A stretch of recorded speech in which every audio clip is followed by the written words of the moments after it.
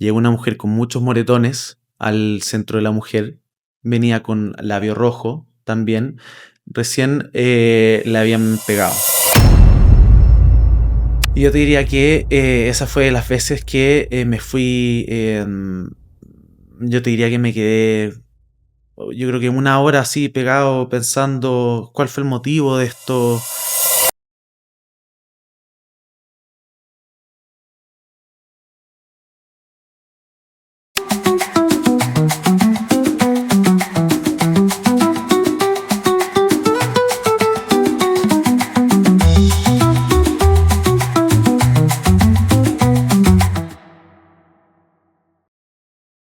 Hola, soy Marijena Pinilla y te doy la bienvenida a un nuevo episodio de Ni Una Más, Ecos de Mujeres. Quiero agradecer como siempre la recepción que ha tenido este espacio. Cada vez somos más que creemos que visibilizar también es hacer justicia. Hoy me acompaña un invitado muy especial. Por primera vez no es una mujer contando su propia experiencia, sino un hombre joven, próximamente abogada que durante su práctica profesional trabajó en el Centro de la Mujer en Colina acompañando a víctimas. Él es Diego Méndez y hoy nos comparte lo que significó enfrentarse a estas realidades de ese lugar. Diego, gracias por aceptar mi invitación. Bienvenido. Hola María Eugenia, ¿cómo estás? Muy bien, muy bien. Muchas gracias de verdad por haber aceptado esta invitación. Y bueno, me gustaría un poco que contaras qué significado, digamos, qué ha significado para ti haber participado como abogado, como futuro abogado en esta práctica profesional, en lo que significa ser, o sea, estar en un centro de la mujer. ¿Qué es un centro de la mujer? Si pudieras contar un poco y cómo fue toda esta experiencia de haber llegado ahí. Bueno, partiendo un poco por lo que sería ¿qué es un centro de la mujer? Los centros de la mujer son programas que se dividen en comunas. Ujú. Es decir, cada comuna en general debiera tener su propio centro de la mujer y que es un programa perteneciente al Servicio Nacional de la Mujer y Equidad de Género, el Ya. CERNAMEC. Entonces es dependiente en realidad del CERNAMEC y tiene también coordinaciones regionales. Entonces hay todo un sistema de jerarquía dentro de lo que vendría siendo los centros de la mujer y bueno, los órganos más superiores.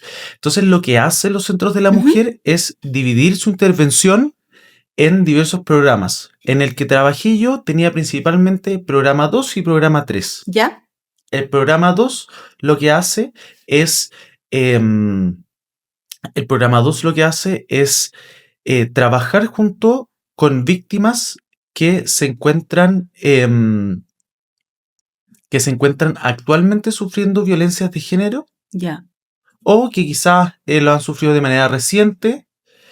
Pero por contraparte, el programa 3 se dedica principalmente a las víctimas de violencia de género en casos más extremos. ¿Ya? El programa 3 se dedica principalmente a, por ejemplo, víctimas de femicidio, Mm. bueno, lógicamente femicidio Frustrado, frustrado, sí, claro, lógico. de violación, por Mm. ejemplo, a eso se dedica el programa 3. En cambio, el programa 2 se dedica principalmente a víctimas, por ejemplo, de algún tipo de abuso psicológico, Ya. gritos. Lo categorizan según un poco como la gravedad o lo extremo. Exactamente. En cuanto al daño Y quizás el, que ha el sufrido la centro víctima. este en donde tú estuviste haciendo tu práctica, este centro está en Colina, ¿no? Ellos estaban en la fase 2 y en la 3, o sea, Exacto. ya. Y a ti, eh, siendo joven, me imagino que no tienes como tanto así como experiencia, digamos, con el entorno respecto a la violencia, o quizás sí. Cuéntanos un poco qué significó para ti verte enfrentado a recibir estas víctimas, que si bien tú no tomas el rol de psicólogo en este centro, porque también, Claro. también los tienen, tú tienes una labor jurídica, pero igualmente esas personas vienen muy afectadas. ¿Qué significó para ti siendo joven? ¿Tú qué edad tienes? Yo tengo 24 años. 24. Sí, la verdad, como bien dices,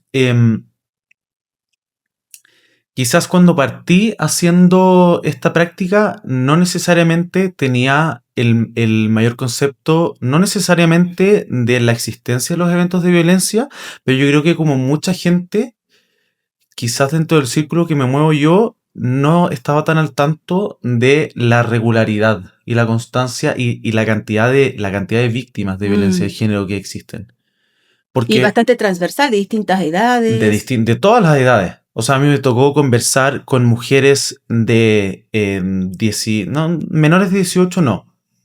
Llegaban de repente, pero no me tocó conversar con ellas. Pero mujeres de 20 años hasta los 60 y tantos años, 65 años. Y yo te diría que yo desde el primer día fue un cambio de realidad completo. Desde el primer día que llegué al centro de la mujer fue un cambio de realidad completo porque me tocó atender a una víctima donde te llegan las fichas y al tiro la ficha decía que, si bien es súper fuerte lo que voy a decir, que decía que hace 3 semanas había intentado suicidar por peleas con su pareja. Y eso fue lo primero que a mí me tocó, así, lo primero que me tocó leer en el centro de la mujer fue leer este testimonio de esta mujer que había sufrido violencia y que por lo tanto le había llevado a estas consecuencias psicológicas detrás. Y esa fue mi introducción. De esa manera yo me introduje más o menos a ese mundo. Porque como te digo, dentro... en mi familia, yo no que yo sepa por lo menos, pero no han existido casos de violencia, en mi círculo cercano de amigos, no. Entonces, entrar de lleno a ese mundo fue un cambio de paradigma total. Sí. Fue un cambio de paradigma total.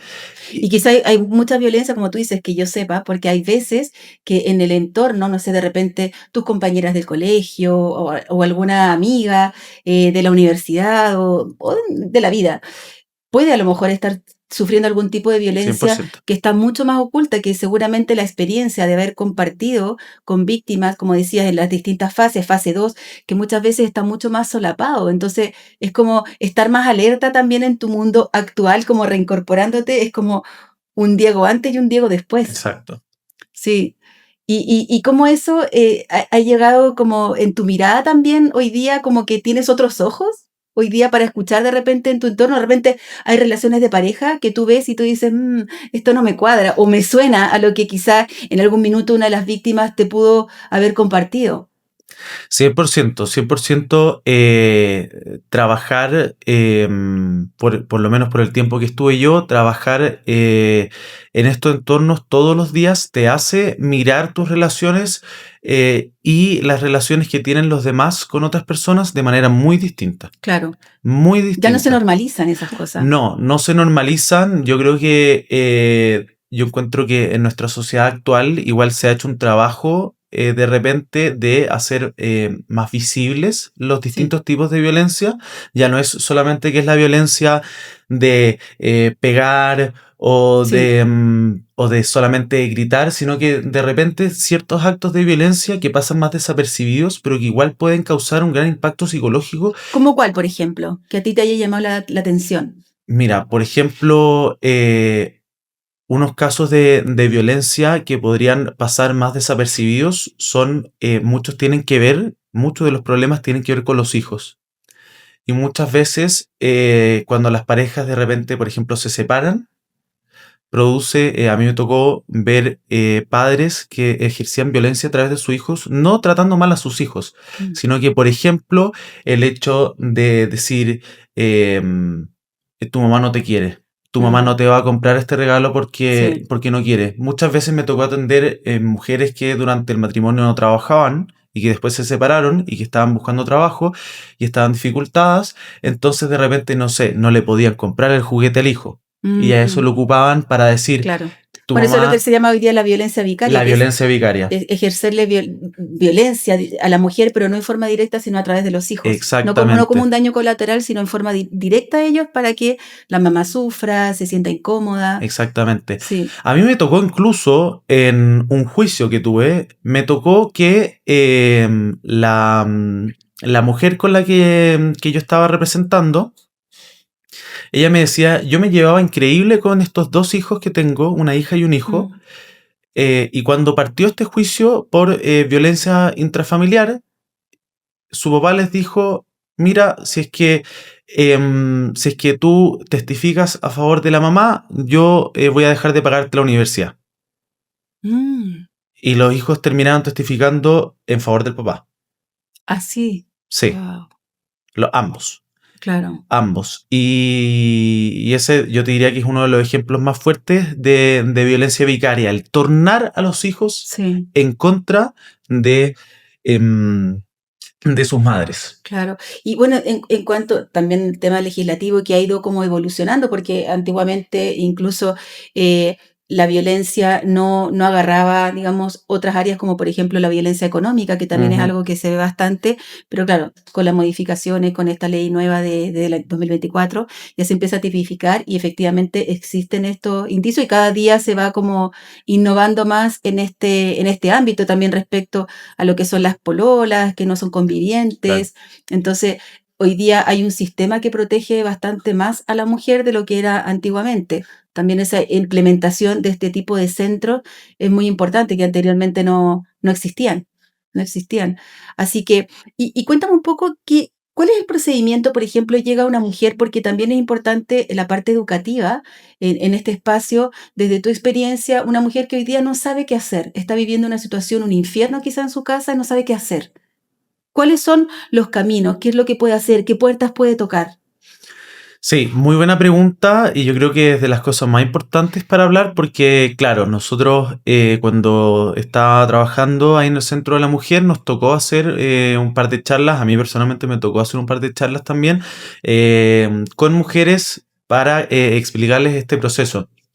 Mira, lo que pasa es que lo más común va a ser acercarse a carabineros para que todas las mujeres y quizás cualquier tipo de personas que esté escuchando, por ley, Carabineros está obligado a traspasar una denuncia de violencia intrafamiliar al tribunal de familia respectivo.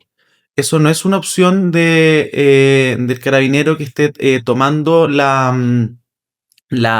denuncia, sino que es obligación. Mm, Las comisarías debieran por lo general tener una unidad de delitos familiares, sí. el de Colina lo tenía, y uno se acerca a esa persona que le toma la declaración y de ahí en adelante tienen que saber que cualquier denuncia de violencia intrafamiliar va a iniciar em, En una tribunales. causa en un tribunal de familia. Mm, Entonces, esa es una vía. También se puede hacer la denuncia directamente a una fiscalía, a ujú. cualquier fiscalía, o directamente al tribunal de familia. Uno se acerca al tribunal de familia, va a llegar a la entrada, dice, quiero poner una denuncia, le van a dar un papelito de atención, se va a atender con una persona que se llama el consejero técnico, y esa persona le va a dar una entrevista, le va a preguntar por los hechos de violencia y se va a abrir la causa. Mm. Entonces, esas son las tres vías. Denunciar a carabineros, denunciar a la fiscalía o directamente al tribunal de familia donde se habla con este consejero técnico y en las tres vías se abrirá una causa. Claro, y dentro de eso también es muy importante también para que lo conozcan, más allá porque hay gente que dice, mira, yo no quiero que él se vaya preso y tantos fantasmas, ¿no? Respecto Claro. de esto, y otras que sí, ¿no? Pero Ujú. hay diversidad respecto de esas opiniones, pero sí es importante la protección de la víctima porque existe lo que se llama las medidas cautelares. Cuéntanos un poco acerca de eso. Sí, mira, es muy bueno lo que recalcas porque yo te diría que dentro de todas las víctimas que a mí me tocó atender, yo te diría que aproximadamente un 30 o un 40% tenían susto. em, Primero, como es tan difícil el tema familia, porque algunas víctimas lógicamente seguían teniéndole cariño a esa persona que estaban denunciando. Sí, Es un problema, es un tema complejo, sí, desde tema luego, tiene muchas psicológico, aristas, sí. no es tan simple. En segundo lugar, claro, como decías tú, de repente decían no quiero que se vaya preso, y de repente no existía tanta certeza sobre lo que uno podía lograr por medio de una causa de violencia intrafamiliar. Mm, Ahora voy a entrar a lo que me preguntaste concretamente. Em, Ante un hecho de violencia, mi recomendación es, em, mi recomendación sería siempre denunciar. ¿Y por qué sería mi recomendación siempre denunciar? Por lo que nombras tú, por lo que dices de las medidas cautelares. Las medidas cautelares lo que son medidas de protección, en este caso para las víctimas de violencia, para que en el transcurso de la causa se protejan todos sus derechos. Entonces, por ejemplo, la más típica, la que todo el mundo conoce, la orden de alejamiento, que se llama orden de no acercamiento. Claro. Pero hoy en día, Cuéntanos un poco para que también explicar de qué se Obvio. trata esa medida. La medida de orden de no acercamiento se dicta para que el agresor no se pueda acercar a la víctima y la gran generalidad se dicta casi siempre para 200 metros a la redonda, es decir, no se puede acercar a 200 metros de la víctima en su hogar, lugar de trabajo o lugares que concurra regularmente. Claro. Entonces, eso es lo que al final hace la orden de no acercamiento. Es que el agresor no se te puede acercar y si llegan a encontrarlo dentro de ese radio de 200 metros, por ejemplo, tocaba de repente que iban a molestar a la mujer al trabajo, cosas así, llama a carabineros y estando en flagrancia se encuentra en el delito de desacato. Y una vez que se encuentra en el delito de desacato, para explicarlo un poco muy brevemente, el delito de desacato es no acatar una orden judicial expresa. Claro. Se abriría una causa penal, ¿ya? Mucho más gravoso. Mucho más gravosa. Sí, que con eso penas ya, más altas. Penas más altas, exactamente. Sí. Y también en el fondo te vas castigado y no haces caso, pero en este caso muchísimo más grave porque no es un castigo, sino que es algo impuesto por un tribunal, una orden, como dices. Claro. Y luego siguiendo en cuanto a las medidas cautelares para después, no alargarme tanto, pero después llegar a lo que me preguntaste, lo que uno puede esperar de un juicio de violencia intrafamiliar. Otras medidas cautelares, por ejemplo, son la prohibición de todo tipo de comunicación. Está también el abandono del hogar en común. Que esa es fundamental. Esa es fundamental. Esa cuando, porque claro, estamos hablando de no te acerques a mi trabajo, no te acerques, pero ¿y qué pasa cuando comparten el mismo techo? La persona tiene miedo a llegar a su casa, una salida inmediata. Eso es muy importante. Es muy importante. Para poder seguir en este proceso. No quiere decir que sea culpable. Estamos resguardando a la víctima durante el transcurso de este proceso que seguirá los pasos que tenga que seguir. Sí, exactamente. Es fundamental. Muchas veces a mí no me tocó tanto interponer esa causal porque muchas veces la víctima y el agresor ya estaban separados. Pero incluso de repente es una buena causal cuando la mujer ha sido echada de la casa. A mí me tocó también ver en muchos casos en que la mujer, por distintos tipos de violencia, por ejemplo, obligando a la víctima a dormir con el agresor, por ejemplo, o relegarla a dormir en una cama con 3 niños más, muchas veces se terminaban yendo de las casas. Entonces, esa también funciona como una medida.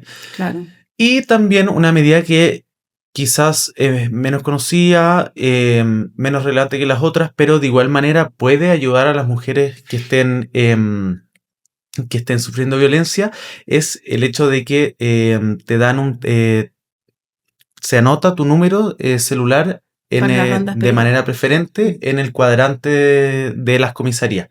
Entonces, por ejemplo, imaginemos... Lo que se llama las rondas periódicas. Exactamente. Y también están las rondas periódicas. Son dos distintas. Ya. Una es que se anota tu celular en la como comisaría. El cuadrante, como el prioritario, sí. Y luego está rondas periódicas. A veces son una vez al día, 2 veces al día. También es bastante bueno. Y ahora siguiendo de manera breve, para no alargarme tanto, ¿qué es lo que uno podría esperar de una causa de violencia intrafamiliar? Lo que preguntaste, si se podía ir preso. Existen 2 sedes de violencia intrafamiliar. Está la sede de familia y está la sede penal. En el caso de familia, solamente proceden los casos de violencia psicológica, económica y vicaria. En el caso de sede penal, solamente proceden delitos sexuales y delitos de violencia física. ¿Ya? Entonces, ¿qué pasa? Si se inicia una causa de violencia intrafamiliar en sede familia, lo que se puede conseguir a través de esa causa son 3 principales cosas. Uno es la interposición de medidas cautelares por un máximo de 2 años. Por ejemplo, si es que se llega a condenar, claro, se podría... no, pero incluso dictando sentencia, ¿ya? En la sentencia se dice como una medida se va a dictar, por ejemplo, una orden de no acercamiento por 2 años. Por 2 años. En la sentencia.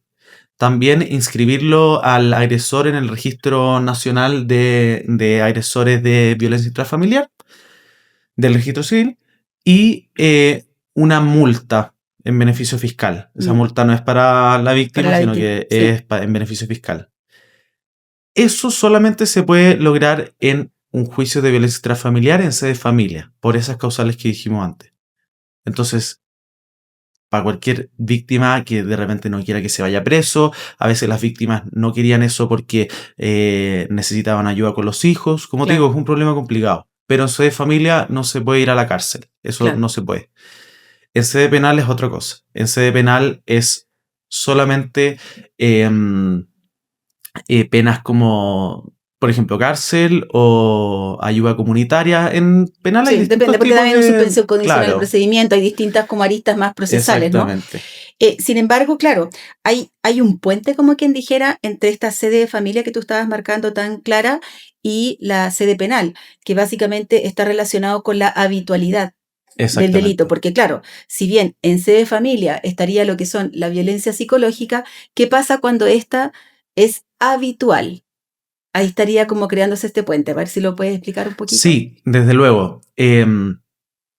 Claro, existe el delito tipificado que se llama el delito de maltrato habitual. Mm. Como bien tú En dijiste, contexto de BIF, claro. en De violencia contexto intrafamiliar. de violencia, claro, en BIF es como contexto, el diminutivo que se sí, utiliza contexto de BIF, jurídicamente, violencia intrafamiliar, BIF, por si alguna vez lo han escuchado también, para que vayan como claro, relacionando. exactamente. Entonces, en contexto de BIF, em, se puede, en ciertos casos, se puede denunciar, por ejemplo, ante carabineros, violencia psicológica, y se inicia la causa, pero imaginemos, por ejemplo, que esta violencia es violencia psicológica, gritos, de repente se denuncia también violencia, imaginemos, vicaria y un Mm, poco de violencia económica. Y esto se produjo mes a mes durante 3 años. mm, Eso el tribunal, dependiendo de la calificación del juez, pero debiera calificarlo como el delito de maltrato habitual. claro. Y el delito de maltrato habitual, efectivamente, los delitos denunciados pueden partir en sede de familia, pero el juez puede determinar que efectivamente por tener este carácter de habitual y de ser una violencia recurrente, eso configura todas esas cosas, es como englobar todo en un Mm, mismo saco y decir esto configura el delito de maltrato habitual y por lo tanto eso pasaría a juzgarse en sede penal y por lo claro. general se van a dictar medidas cautelares mientras dure la investigación en sede penal. Claro, porque en definitiva, por si alguna vez le pasa a alguna de las personas que hoy día nos están escuchando, porque finalmente el tribunal de familia se va a declarar incompetente porque el tribunal de familia, como decías al principio, no puede conocer delitos porque para eso está sede penal. Exacto. Entonces, ingresan por familia, pero al ver el panorama de que esto es habitual, el tribunal se declara incompetente, pase los antecedentes al Ministerio Público para que conozcan y obviamente va a seguir el curso que tenga que seguir por la sede penal y con todos los diferentes abanicos Claro. de posibilidades que hay dentro de eso. Un poco volviendo a lo que significa esto de atender a una víctima que viene a lo mejor en esta fase 3 que viene muy mal, quizá ha pasado por un intento de femicidio, lo que se llamaría como el femicidio frustrado, donde anímicamente viene mal. Yo me imagino que dentro del Centro de la Mujer está este equipo, que hablábamos un poco del psicólogo. ¿Cómo, cómo lo van acompañando a esta víctima? ¿Cómo reciben primero para que cuente su testimonio, pase después a la parte de la asesoría jurídica? Sí, muy buena pregunta. Mira, la forma que funciona este centro de la mujer es que la primera acogida, que puede ser porque la mujer quiso llegar por su propia cuenta o porque la derivó el tribunal, la primera acogida en un centro de la mujer em, la hace una persona específica que se encarga de todas las personas que llegan, todas las mujeres que llegan, les hace una, una primera entrevista. Mm, Entonces llena un formulario con su nombre, con su dirección, teléfono celular, qué tipo de violencia, cuáles son sus fuentes de apoyo, por ejemplo, si es que son sus familiares, amigas, amigos, lo que sea. Entonces es un poco conocer a la víctima y su historia. En base a eso, le pregunta eh, qué tipo de ayuda requiere. Y el centro trabaja con asistentes sociales, con psicólogas y con abogadas. Mm, Entonces, generalmente las asistentes sociales y las psicólogas trabajan en dupla. mm. Trabaja un asistente social junto con una psicóloga. Entonces, por lo general, siempre se va a tomar una hora para una dupla psicosocial, que se Perfecto. llama. Entonces, podría pedirse, por ejemplo, hora para la psicóloga, la siguiente hora ir intercalando, se podría pedir también hora para que esté la dupla Y esto más o presente. menos como oportuno, o sea, me refiero, no demora tanto, porque realmente uno escucha de los consultorios y todo funciona un poco lento, esto debería ser un poco más ágil, considerando que la víctima quizás está en riesgo. Sí, mira, siempre, por lo menos en el centro de la mujer que trabajé yo, a mí lo que me gustaba es que siempre se trabajó con mucho criterio. Mm. Las mujeres que trabajaban ahí, que yo les tengo un cariño enorme, eh, no se restringían necesariamente a un programa o un horario laboral o un orden establecido, sino que muchas veces llegaba una víctima con urgencia que quizás no había tomado hora para hablar con una abogada.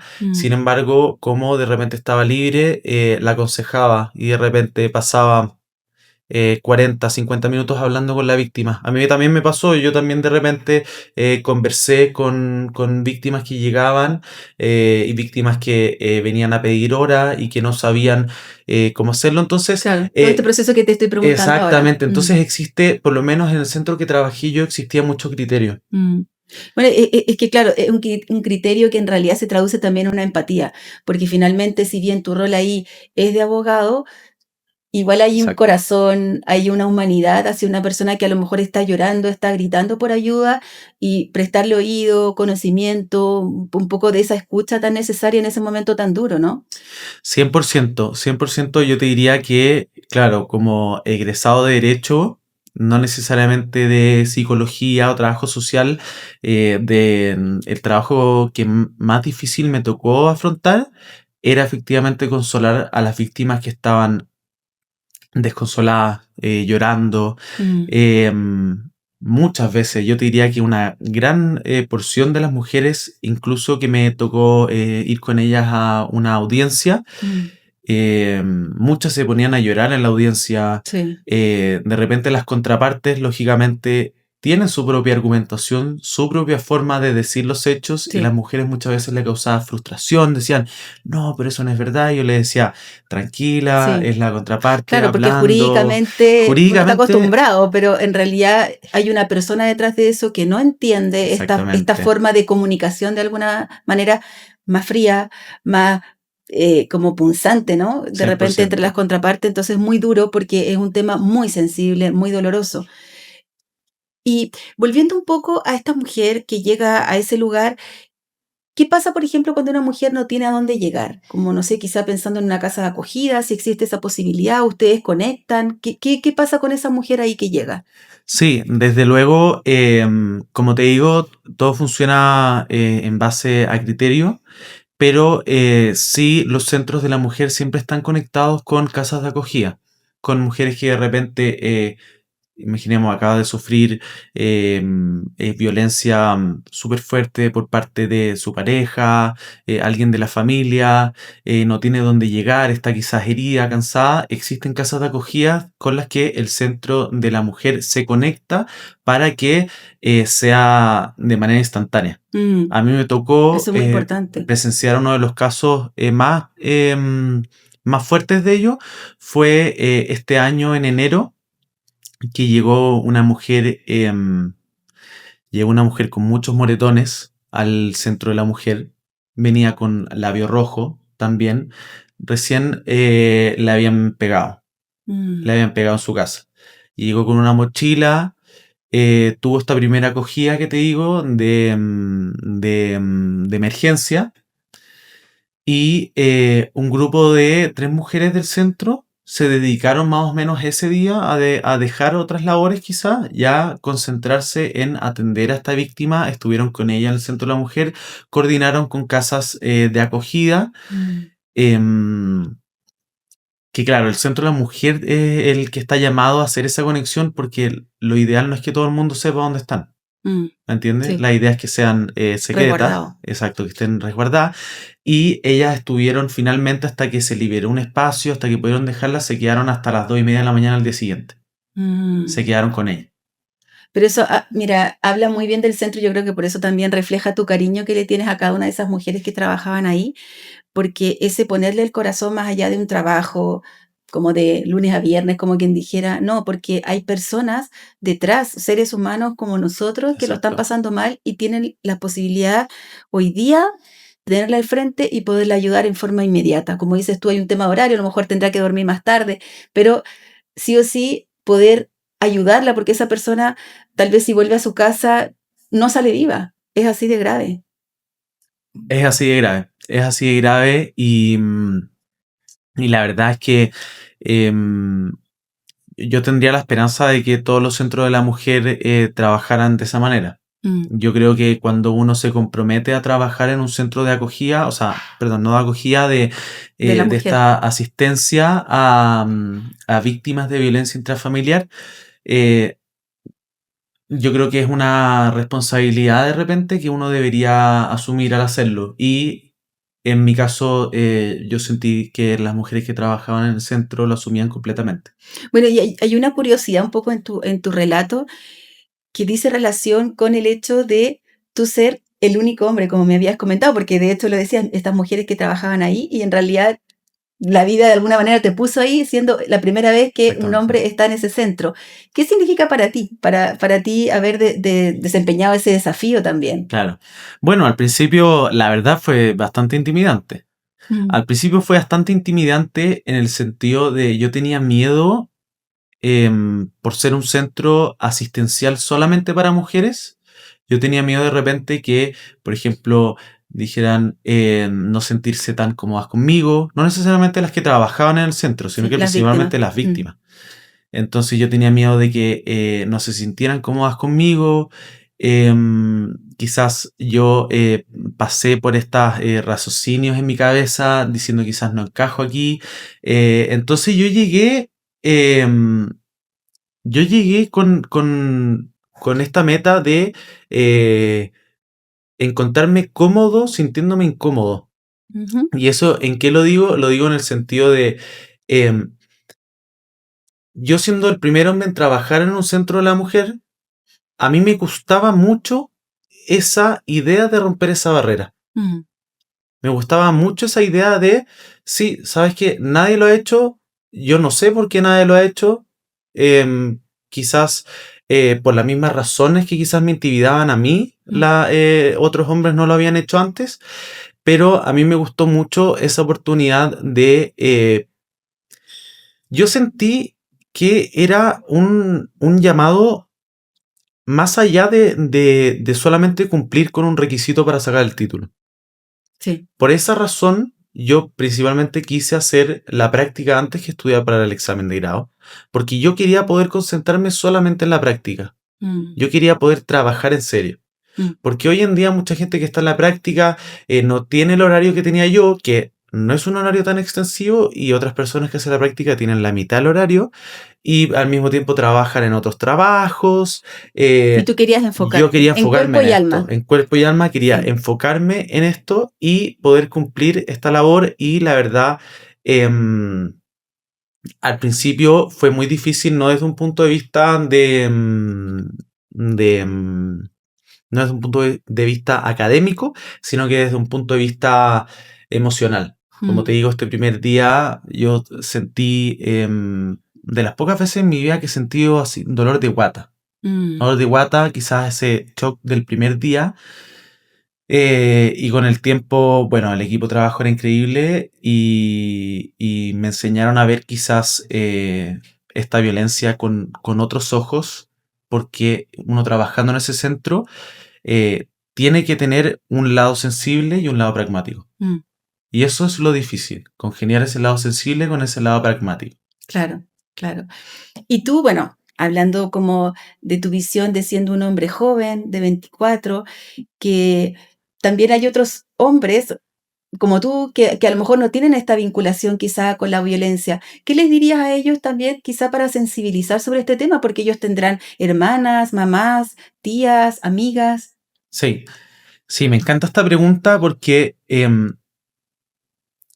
yo creo que el hecho porque hay hartas personas que no le toman el peso a la violencia de género es porque, es porque creen que eso no pasa a sus alrededores. Mm, Y yo sé que quizás es algo que hoy en día se ha repetido mucho, que se dice que uno no sabe que otra persona puede estar pasando violencia, pero yo lo digo de corazón y lo digo por mi experiencia. Esto es mucho más recurrente de lo que una persona que no se dedica mm, quizás al trabajo que haces tú, al trabajo que hacía yo en el Centro de la Mujer o miles de otras personas que están el día a día en contacto con víctimas, sabe. mm. La gente no sabe. No. La gente en general em, aprendería mucho escuchando a las víctimas. Mm, Porque muchas veces uno escucha quizás una historia de otra persona contada por otra persona. mm, No, si es que uno se sentara a escuchar las palabras de las víctimas, si uno se sentara de frente con una mujer y esa persona desconsolada llorando, contándote su historia, es muy distinto el medio por lo que uno recibe esa información mm, versus cómo la gente en general que no trabaja en este mundo y no se mueve en este mundo lo sabría. mm, Yo creo que tú, yo creo que yo y las personas que nos movemos, nos hemos movido en este mundo, mm. hemos escuchado historias que no necesariamente a veces ni siquiera se salen de la realidad, pero son mucho más cercanas a lo que uno pensaría Sí, tal cual. y que se produce mucho más recurrentemente de lo que uno pensaría o de lo que las otras personas piensan. Mm, Entonces yo creo principalmente que el principal problema em, es un tema de visibilidad mm, y un tema de visibilidad en cuanto a los testimonios de las víctimas. mm. Bueno, un poco este espacio busca también esto, eso le llamamos Claro, visibilizar, también es hacer justicia y también esto del eco de mujeres, porque justamente es darle voz a esas mujeres que muchas veces han estado calladas, porque se ha normalizado, por historias pasadas, un poco lo que estábamos hablando antes. Entonces, claro, justamente lo que busca este espacio, que por eso te decía, eras nuestro primer hombre invitado, que tu voz también tiene un espacio muy valioso acá, justamente porque orienta y acompaña a muchas mujeres hoy día que están viendo este programa y no saben qué hacer. Y exacto. bueno, solamente un poco para ir cerrando la idea, respecto a este centro, está restringido a un cierto como, no sé, lugar socioeconómico de las mujeres que residen en cierto lugar, porque obviamente las casas de acogida no solamente están en Colina, están en distintas partes, o cualquier mujer puede acceder a este tipo de ayuda. Me refiero que a lo mejor socioeconómicamente esté en otro nivel, estén más alto, más bajo, porque en realidad es bastante transversal el tema de la violencia. Hay mujeres que dependen económicamente del marido, de la pareja, y otras que son independientes y aún así caen en episodios de violencia y no saben cómo salir. Sí, ciertamente es muy importante recalcar que estos centros de asistencia son 100% gratis. 100% gratis, nunca va a tener que desembolsar ningún peso por ninguna asistencia psicológica, asistente social o abogada.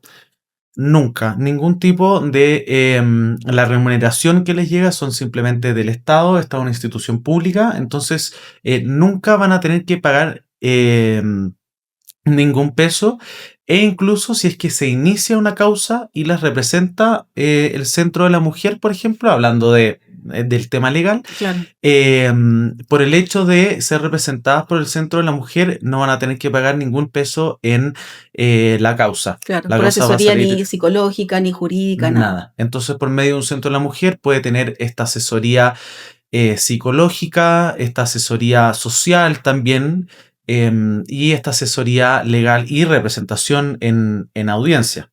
Ya. Y todo completamente gratis. ¿Y cualquier mujer entonces puede acceder a eso? Cualquier mujer de cualquier estrato socioeconómico. Esto no tiene nada que ver con el dinero. Cualquier persona o Eso es sea, muy, cualquier mujer muy de... importante porque muchas mujeres no lo saben y básicamente también por el asunto de que a lo mejor están siendo violentadas económicamente, dicen yo no tengo dinero, me tengo que aguantar y aguantan los golpes, los insultos, porque no saben que hay un abanico de posibilidades para poder salir de ahí y poder pedir ayuda, ayuda profesional, ayuda letrada, ayuda psicológica. Entonces, es muy importante lo que estás diciendo porque no solamente es educativo, sino que además toda esta información le puede cambiar la vida a una persona.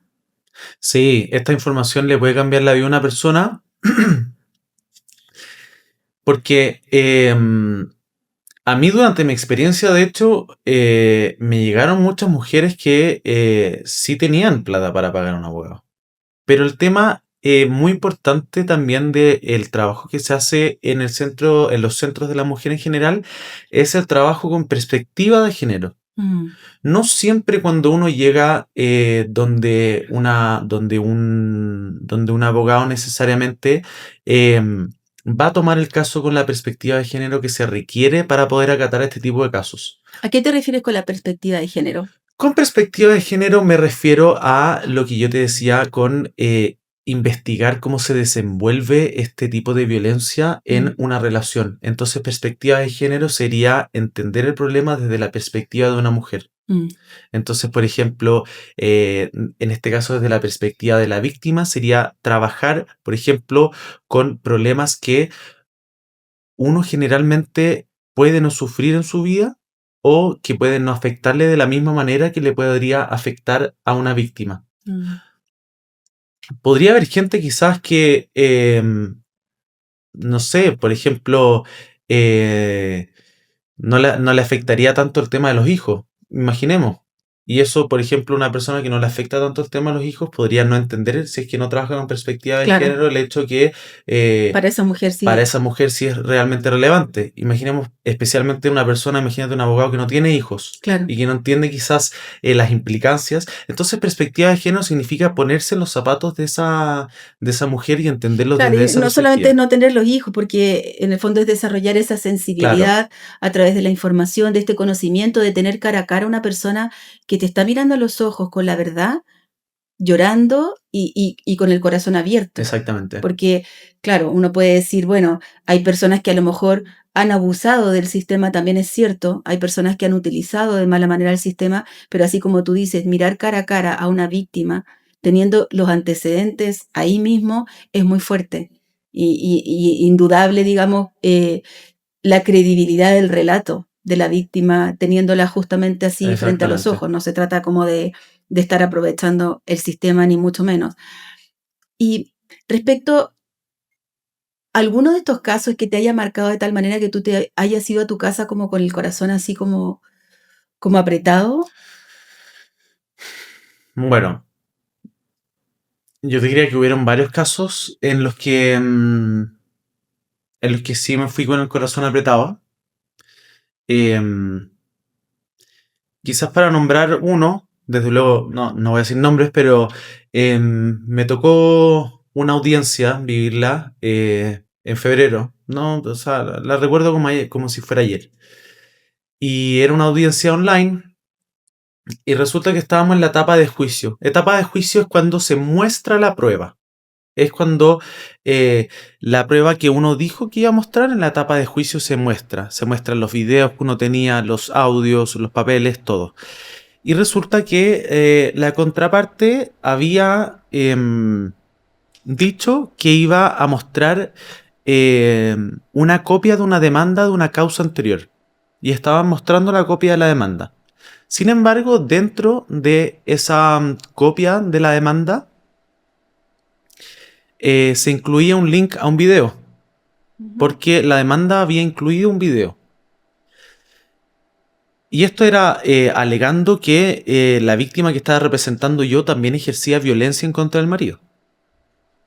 Y resulta que nosotros nos opusimos, lógicamente, a que mostraran este video porque no era parte de la demanda, sino que era un Ya. agregado. Pero, sin embargo, el juez permitió mostrar el video. Y resulta que el video era la mujer que yo representaba llorando desconsoladamente, hablándole a su hijo, diciéndole que no tenía dinero para poder quedarse con ella, o sea, para poder quedarse con él, su hijo suplicándole por favor que no se fuera con su papá, y ella llorando desconsolada le decía al hijo que no se podía quedar con él. Mm, Y esa fue una prueba de la contraparte, mm, para poder señalar que mi representado en ese caso estaba ejerciendo violencia. Y en ese caso yo te diría que es de las veces que más sentí impotencia. Era una audiencia online. La víctima que representaba yo estaba con su cámara y estaba, bueno, lógicamente se puso a llorar desconsoladamente en la mitad de la audiencia. Se produjo un silencio de 10 sepulcral. segundos después de que terminó el video. A mí me escribía mi jefa, me decía, no puedo creer lo que estoy viendo, porque no se entendía cuál era el punto. Claro, Yo la única como al contrario, así no como, se entendía cuál era el punto, porque no se entendía de qué manera esto podía apoyar su caso. como una mente súper retorcida Exactamente, para reinterpretar lo que todo el mundo estaba viendo, hasta el magistrado. exactamente. Y yo por lo menos lo que interpreté eso era que era solamente para poder, de cierta forma, meter un dedo en la herida Menoscabarla a... aún más. Exactamente, menoscabarla aún más. Y eso en un contexto de una audiencia, de un juicio. Oh. Y yo te diría que esa fue de las veces que me fui, yo te diría que me quedé, yo creo que una hora así pegado pensando cuál fue el motivo de esto, em, por qué habrán hecho eso, si bien no es necesariamente, no es que te muestren un video Eso es el tipo de violencia que yo te digo que de repente no está tan visibilizado. Mm. ¿Qué habrá sentido esa mujer en ese momento cuando le mostraron a todas personas un video que yo como su representante no tenía ninguna incumbencia en ver? O sea, Sí, si su representante no tenía ninguna incumbencia en ver, mi jefa tampoco, el magistrado tampoco. sí. Entonces, Qué esos doloroso, son qué los doloroso. hechos de violencia. Ese me marcó mucho la verdad, y esos son los que después te hacen decir, mira, no hay un tipo de violencia. Esto tiene muchísimas aristas. Y bueno, un poco para cerrar, me gustaría que aprovecharas ahí tu cámara para darle un mensaje también a la gente joven que te está viendo hoy día. Pueden ser mujeres, pueden ser hombres, pero también desde tu mirada como alguien joven que recién está como conociendo este mundo que quizás es más oscuro, porque, no sé, tú Sí. llegas y no es algo que conocías ni que a lo mejor que hubieras querido conocer en forma como tan así fuerte. ¿Qué les dirías aprovechando este espacio? Mira, aprovechando este espacio, intentando quizás a las personas que escuchen, tratando de provocar el mayor impacto que pueda, querría decirles primero que nada a las mujeres que yo sé que puede sonar muy cliché, que puede sonar repetido, pero es muy importante indicarles que no están solas. Gente como yo, hombres como yo, mujeres como María Eugenia, hay mucha gente dispuesta a hacer el trabajo. Y hay mucha gente dispuestas y dispuestos a escucharlas. Y lo segundo, quizás es un poquito más pragmático, es a tener mucho cuidado y a pensar mucho las cosas. Porque eh, es, es, es difícil en este mundo distinguir qué persona va y qué persona no va a cometer actos de violencia. Y muchas veces es imposible saber de antemano. Pero quizás mi recomendación sería tomarse la mayor cantidad posible de tiempo para poder conocer a una persona y no normalizar los hechos de violencia, porque de esa manera es como se empiezan a escalar y se entra un círculo vicioso del cual es muy difícil salir. Entonces, esas serían mis recomendaciones, y desde luego sentirse muy apoyadas por todas estas personas como tú, María Eugenia, como yo también aquí, y todas las personas que están dispuestas a escuchar. Aquí, Diego, antes de cerrar, te quiero hacer un obsequio de parte de Ni Una Más, Muchas Ecos de gracias. Mujeres. Ábrelo. Sí, por Es un supuesto. vaso con el nombre del podcast. Es un símbolo sencillo, pero que representa que tu voz y tu experiencia Qué también buena. quedan aquí, sumándose a este eco. Y un lapicito también para ¿Sí? que puedas ahí firmar Ajá, qué buena. como futuro Sí. abogado. Ajá, está muy buena. Ay, ay. Gracias, Diego, por tu disposición, por tu mirada, por tener tu experiencia al servicio de esta conversación. Tu voz abre un espacio distinto de los hombres jóvenes que también tienen un rol en la erradicación de la violencia de género. 100%. Y a ti que nos escuchas, gracias por acompañarnos. Recuerda seguirnos en YouTube, en Spotify y en redes sociales para que más voces puedan ser escuchadas, porque visibilizar también es hacer justicia.